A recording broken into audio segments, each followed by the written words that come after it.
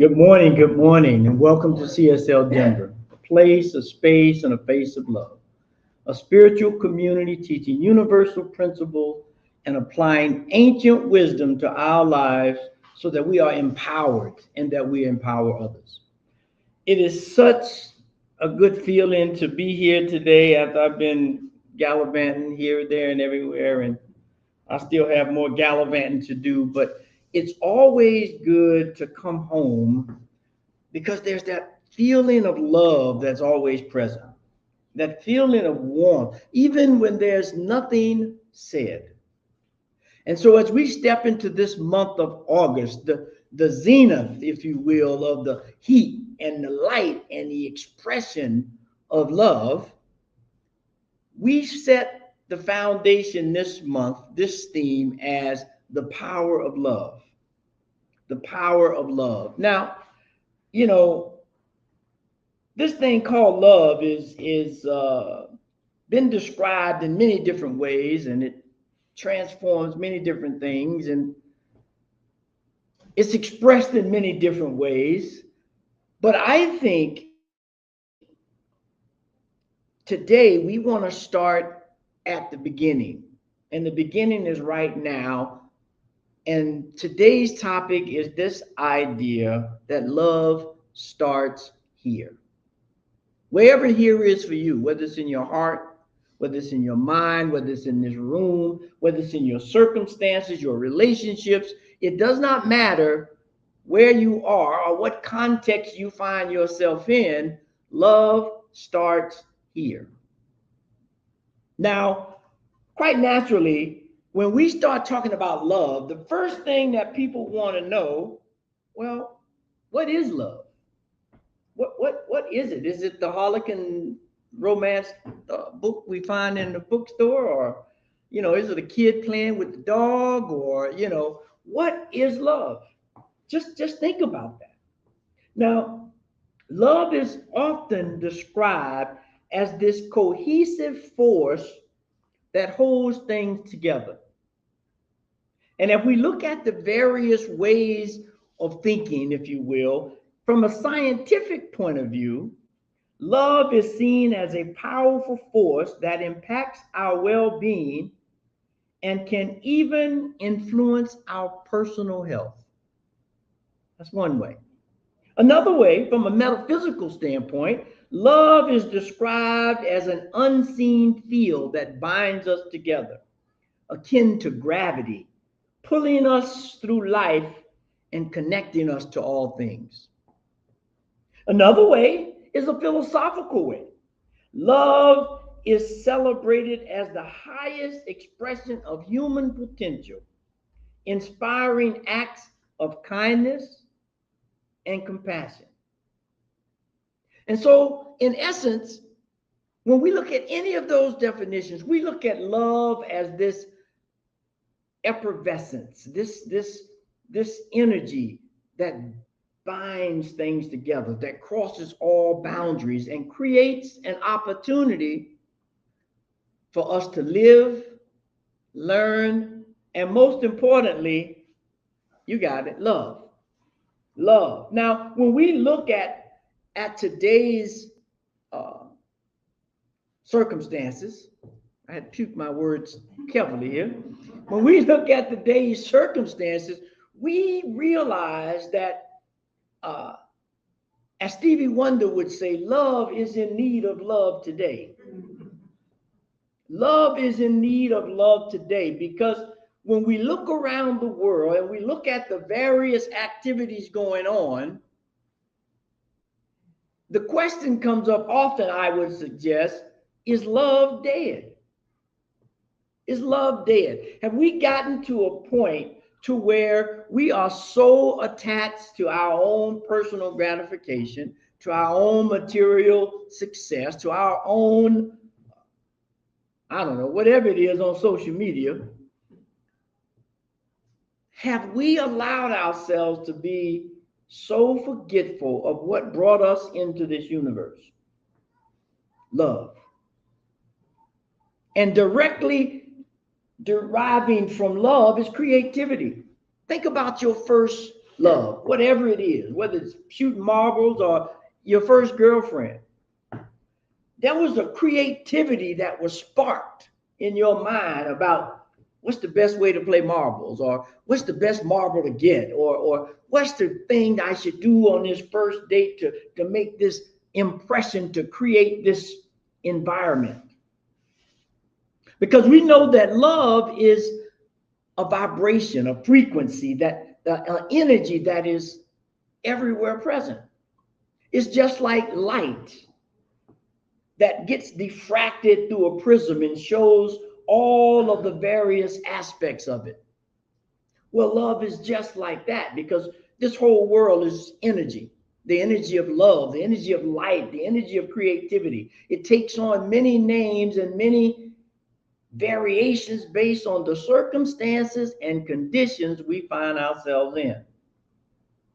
And so quite often, when we find ourselves in a place where the situation is the way it is now, love starts to wane, because we are not reminded of who and what we are enough to remember that love is all there is.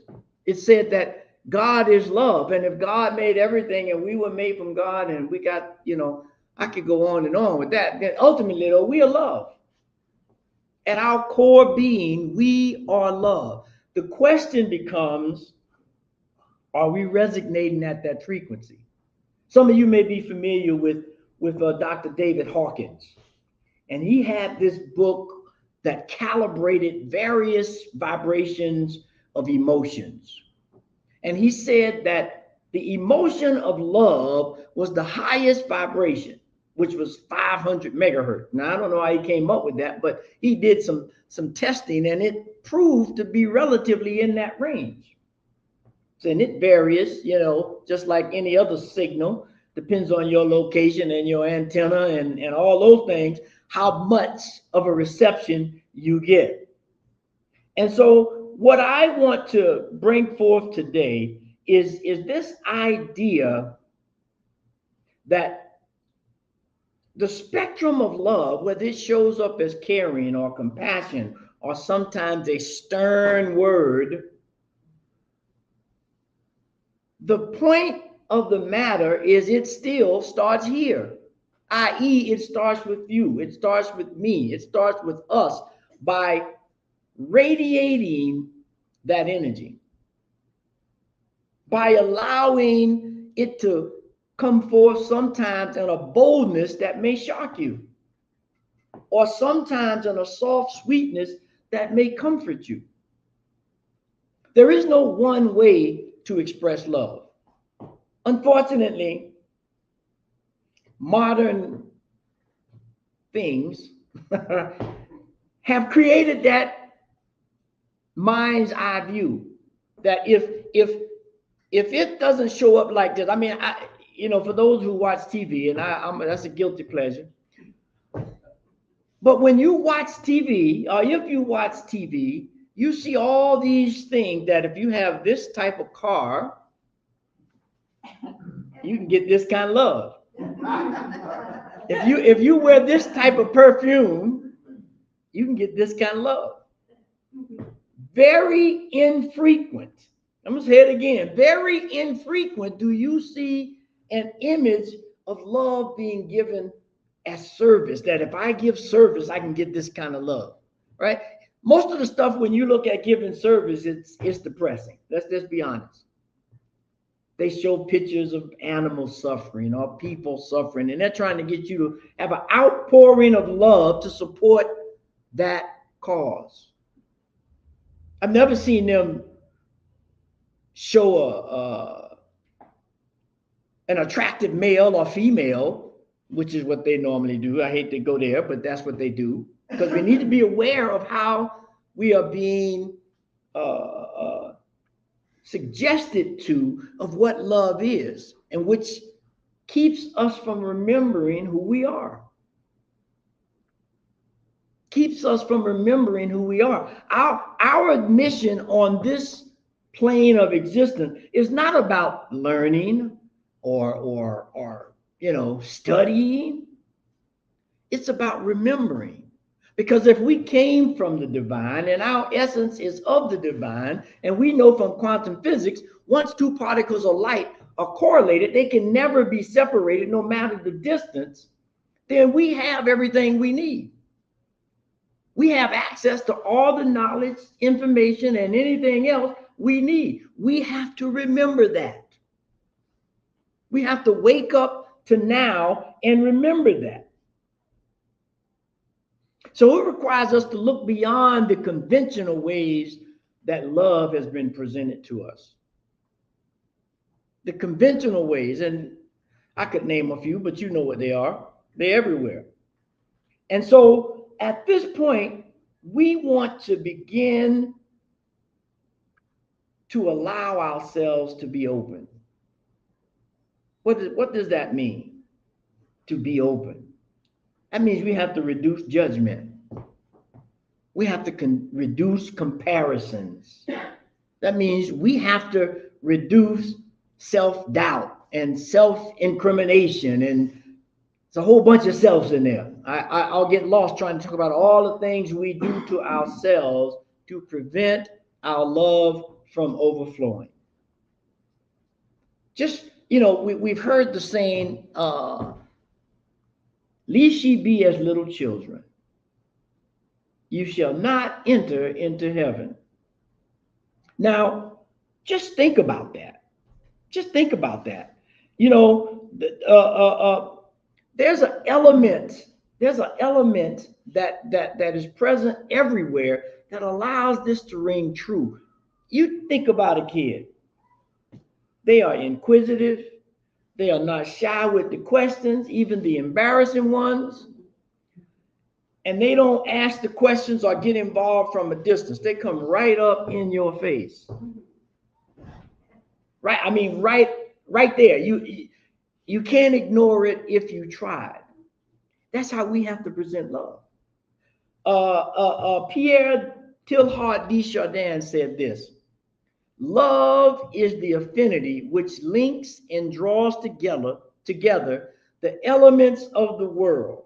Love, in fact, is the agent of universal synthesis.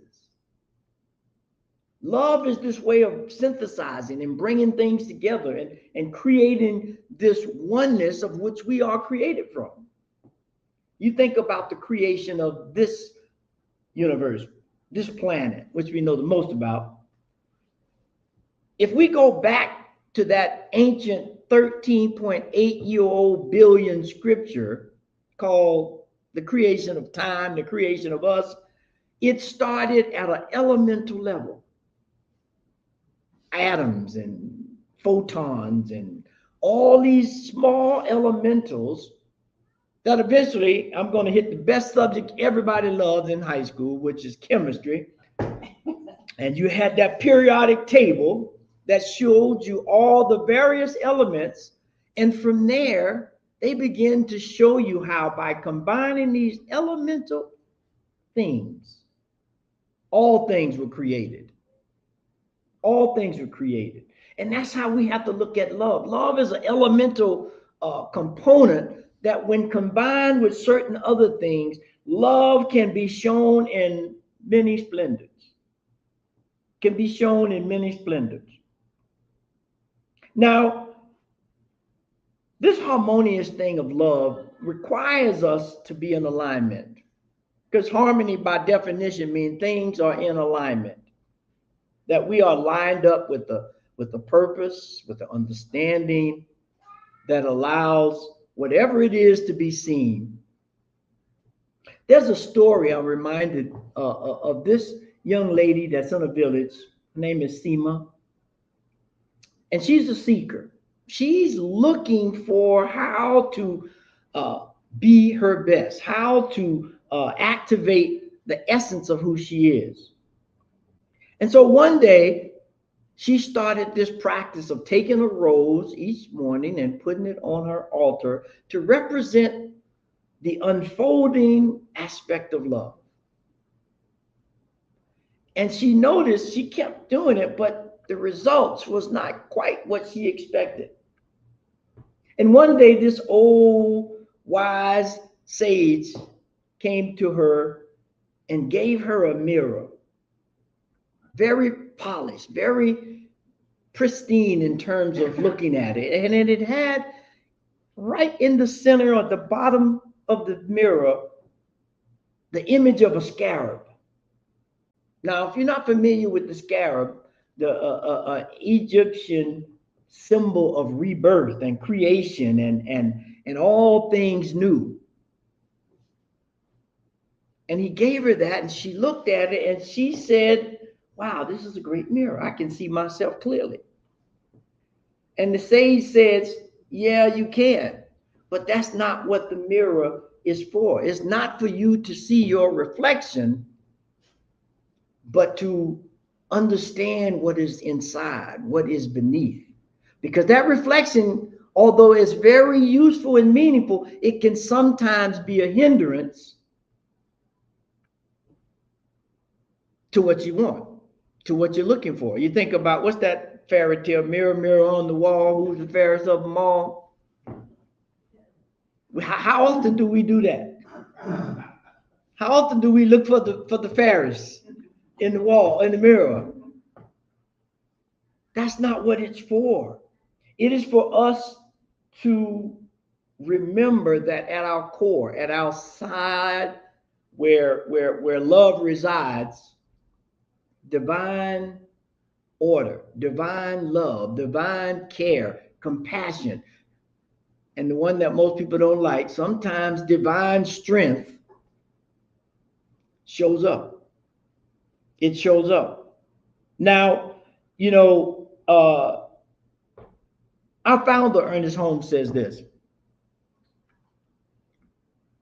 Ernest Holmes says, love is the self-givingness of the spirit through the desire of life to express itself in terms of creation. That's what love is. Love is a catalyst for creation. It is a catalyst for us to remember who we are, to step forth as individual spectrums, individual particles of light coming through the spectrum of life to be expressed. Are you expressing true love? Rumi, Rumi had a way with words in terms of love. He says, love is the bridge between you and everything else. Not some things, but everything. So, we have that as above, so below, as within, so without, all these terms to say just that. The way you receive love, the way you give love is relational to who you are and what you bring forth. This energy, this binding thing that holds us together. And so when we look at love as a transformative, revealing, renewing, creating idea and move it beyond concepts, right? Our teaching teaches us words of thoughts and thoughts of words and things, and which is all true. But that only becomes true when you move it beyond the concept. If you just have this idea in your head and there's no movement, there's no action, there's no treat and move your feet, as Ernest Holmes would say, that could very easily become a nightmare. A nightmare. And what we're looking for is love unconditionally that shines light on all things and causes nightmares to dissipate. And so when we look at what it is that we need to do, how we begin to activate this idea of love starting here, we give you 3 things that will give us a impetus, if you will, to move forward with love, to understand love, to experiment with love, to express love, so that the things that are vexing to our soul, look around, we can begin to use this energy that it is, that can be measured, to dissipate some of those ideas. Now, the first thing that we have to do is, like anything else, we got to activate it. You know, these lights and fans in here will never work if we don't turn on the switch, if we don't activate it. If we don't activate it. And we have to begin to understand that the word love is both a noun, it can describe, but more importantly, it's a verb. Love is, look it up in the dictionary if you don't believe me. It is a noun and a verb. It can describe things, but I think the most important part is this impetus to do something, to be active. In 1 John 3:18, I think it says it so clearly. Dear ones, let us not love merely in theory, with words or speech, giving lip service to compassion, but in action and in truth, in practice and in sincerity, because practical acts of love are more than words. Now, this is, I came across this Bible, the Amplified Bible, and it was pretty good. It gave you some things to chew on. And this is a great lunchtime meal right here to think about. We have to go beyond just the nice platitudes and the smiles and, oh, I love yous, because, I mean, they're good. I mean, it's energy. It will affect you, but not as much if I, move forward with some other kind of things. That's what we're charged with. And when we look at love in an elemental level, it becomes this flow. It becomes this thing that binds. It becomes this thing that inspires and ignites in a various way to make love the foundation of the universe. And quite frankly, it is the foundation of the universe, because we know God is love, which is the foundation of everything we are, everything we see, everything we do. It heals, it transforms, it reconciles the opposites. The question becomes, when you look at that mirror, what are you looking for? Are you looking for a reflection of who's the fairest of them all? Or are you looking for understanding? Are you looking deep within to find out what needs to be healed, or what needs to be, as we often use in the alchemical way, what level of fire do I need to put in here to burn off this dross within my heart, within my life, so that love shines free? Once we got that down, we've cut the power on, we've activated it, then in true form of energy, you got to find the frequency. You got to find, anything that runs on electricity, it has to have the right wattage and the right amps, or else you're going to burn something up. You're going to blow the fuse. You're going to create a situation that is not sustainable, because you're going to burn up. How do we do that? How do we do that? We have to understand, as our teaching so gently tells us, there's a mental equivalent of how we proceed. There's a way of looking at things. There's a level of consciousness that allows us to find the frequency. Buddha says this, this wise statement I think is great. He says, what you think, you become. What you feel, you attract. What you imagine, you create. So what frequency are you resonating? What frequency are you emitting into the world that creates a mental equivalent different from what you want? What is it? How do you shift it? How do you raise it? How do you lower it? Sometimes it needs to be lowered, because we know if you get the wrong wattage and amps, something's gonna pop. Anybody who's a musician or gone to some rock and roll concerts and the music just got too loud back in the old day when they had, tubes in all the stuff. They don't have that no more. But that illustration of those tubes just bursting because the wattage and the amplitude was not quite right. That same thing happens to us if we're not careful. We become callous and we become indifferent and we become just not ourselves, not our true selves anyway. Martin Luther King said this: love is the only force capable of transforming an enemy into a friend. That's what happens when we can modulate that frequency. Don't we need that today? Don't we need to stop? I hold my hand up. I'm guilty of judging, of pointing out the faults without looking for that upside. We all got it. I got my faults. You have yours.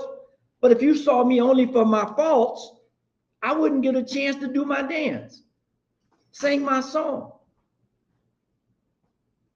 We have to activate and find the frequency of love that encompasses all things, just like that light going through the prism.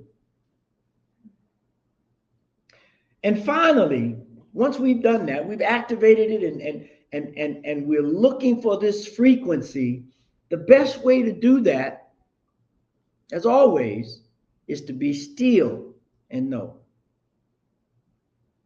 We have to be still and slow down. And God knows, anybody that know me will tell you, this is talking to myself. Slow down. Remember, tap in. I'm not looking for the reflection. I'm looking for the resonance within. How do I change that frequency? How do I make it whole? Ernest Holmes, our founder, says this: life is not only where we are, it's what we are. It is in as well as around us, and its whole impetus is love. The universe does not rest on the shoulders of love. Love is the real lodestone of life. It is the real elemental gem. You know, love is like, I forget the name of that new element that they're looking for all over the world, and it's causing, it's a computer element that they use in computing, and they need it for batteries, and they need it for all the AI stuff that's being created. That's what love is. It's that element that just opens up to a whole new world, a whole new way of being. And this energy doesn't break things apart, it brings them together. So the real question becomes, are you ready to bring things together?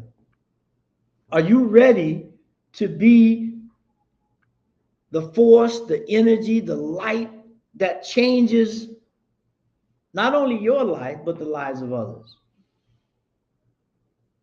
And so as we go forth this week, let us remember that we need to activate, and that love is an action. It is a verb.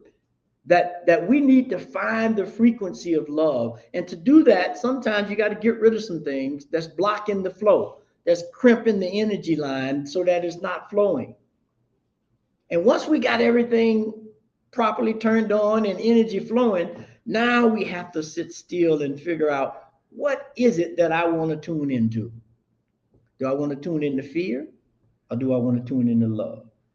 Do I want to tune into selfishness, or do I want to turn into self-givingness? The choice is ours. It's up to us. As the saying goes, if it's going to be, it's up to me.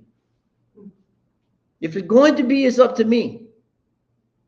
And so, as we go forth, let us remember that the foundation of this universe is built on love. That four-letter word that resonates at the heart of who and what we are. And as we awaken to that frequency, all things will be transformed. Let us pray. As we take this breath in silence, so that we are reminded of the energy flow that is in this room, that is moving, and that if we are still for just a moment, we can feel it vibrating in our hands, moving through our legs, illuminating our mind. To remember that there is only one thing in the universe, and that thing is God, the living spirit, the energetic impetus that creates all things, that goes by many names, and one of those names, I would suggest the first name is love. A love that transforms, that heals, that ignites, that illumines the very essence of who we are, children of the Most High God, with all the things that we need to be successful in all areas of life, physically, mentally, emotionally, and spiritually, so that we become the ones that we are truly, truly waiting for.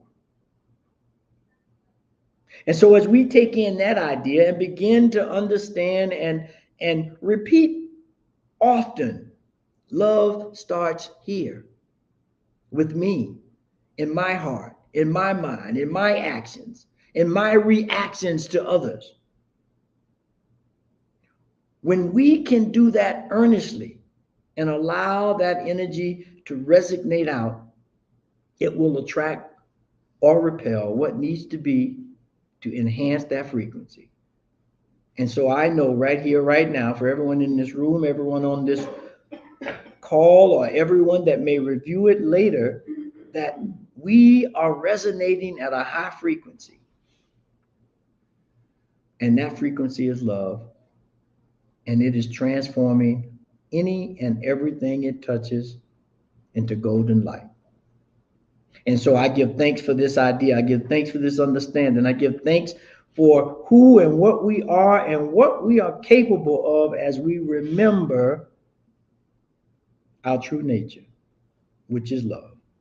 And so I just released that love, that insight, that understanding into a law that is already working, to an energy field that is everywhere present, knowing that in due course and due season, that it will bring forth fruit beyond measure.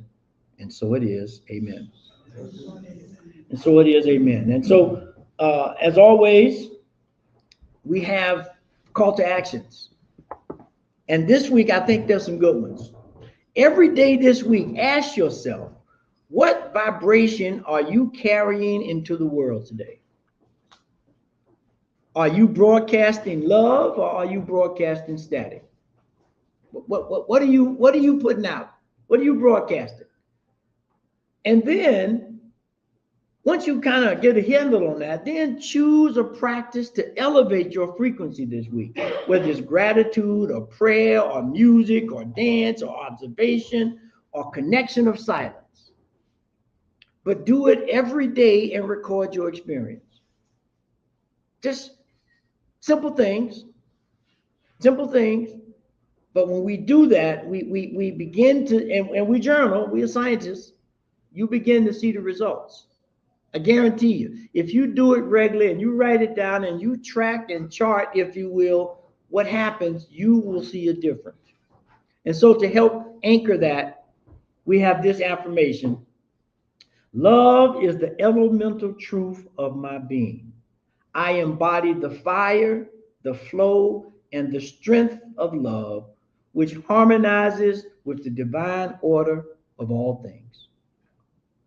And so it is.